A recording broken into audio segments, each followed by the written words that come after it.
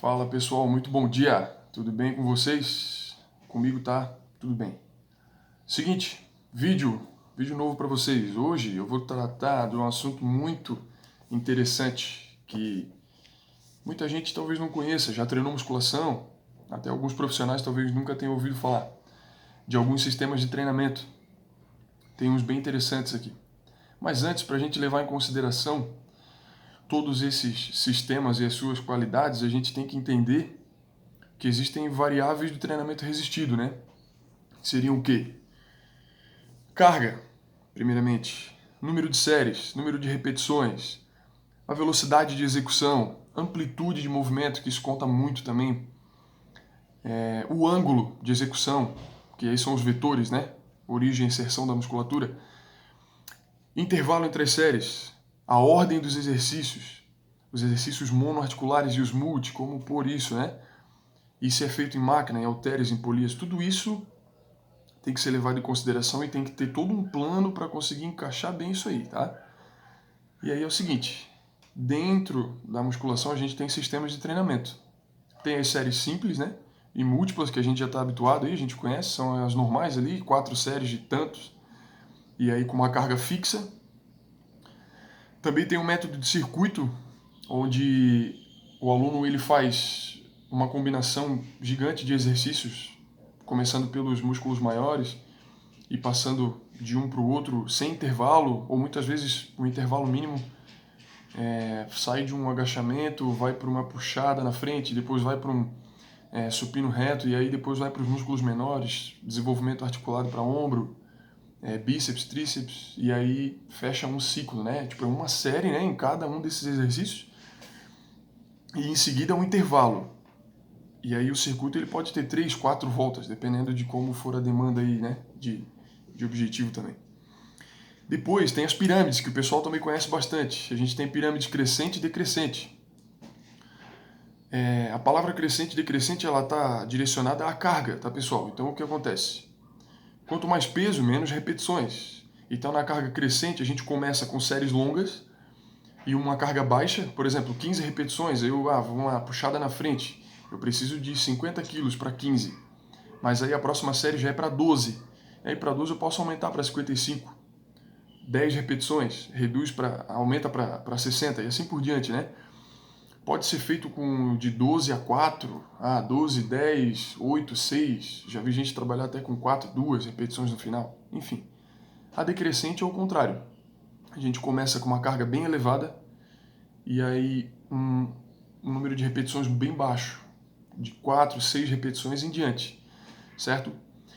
E aí tem a pirâmide progressiva e regressiva, que é a junção das duas, onde a gente pode começar com um número de repetições alto e uma carga baixa, faz a regressão, aumentando a carga, chegou lá nas 4 repetições, nas 6 repetições, sobe até a 15ª de novo, beleza?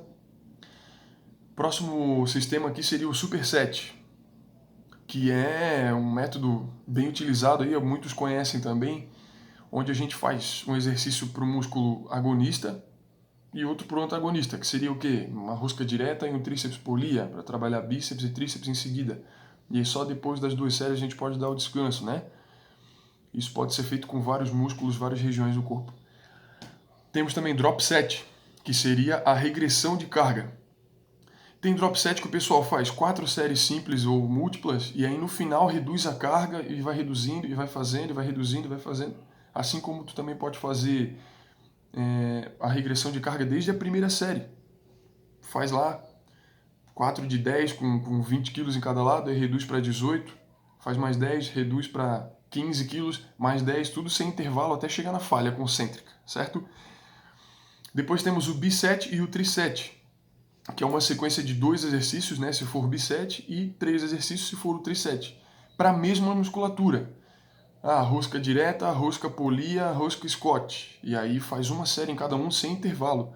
O intervalo tu dá só depois do segundo ou do terceiro exercício, né?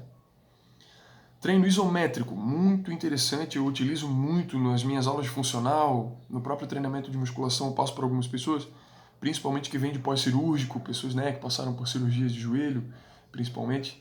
A gente tem que poupar a articulação.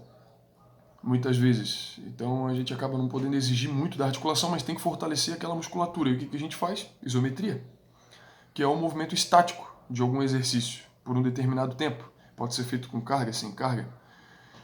Ele poupa a articulação, como eu falei, né? E é excelente para o ganho de força. E recomendo, só tenho que tomar cuidado, pessoal. Eu lembrei agora de um fato.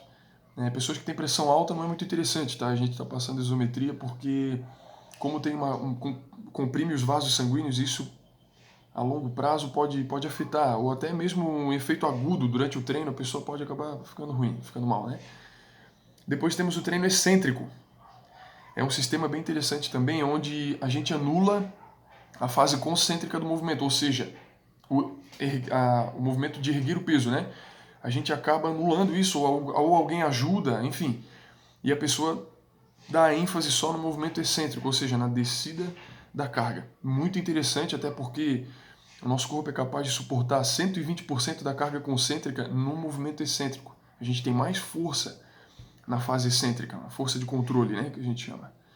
E por último, e muita gente não conhece, treino com roubada. Tem gente que acha, né, pô, tem uns caras aí fazendo exercício errado e tal, meu, tá errado lá, professor. E às vezes é um cara que tem muito tempo de musculação já, trabalha com uma carga elevada e consegue fazer um treino de roubada consciente. Para esse método a gente tem que deixar o ego de lado e realmente partir para um objetivo de treino, né, pessoal? É óbvio que tem que ter consciência corporal, tem que ter pelo menos mais de 2 anos de musculação aí para saber fazer treino com roubada, né? Mas de qualquer forma, alavancas, ajudas de músculos sinergistas, estabilizadores, enfim. É um treino que eu vejo pouca gente fazendo. Conheço quem faz muito bem, mas na maioria das vezes realmente quem está roubando o exercício é porque a carga está muito elevada, não está conseguindo executar da forma correta, enfim. Então é isso, pessoal. Sobre o sistema de treinamento são esses, são os que eu conheço, são os que eu me procurei no Colégio Americano de Medicina Esportiva. Se tiverem alguma dúvida, entrem em contato comigo. Se quiserem colaborar, deixem os comentários aí embaixo.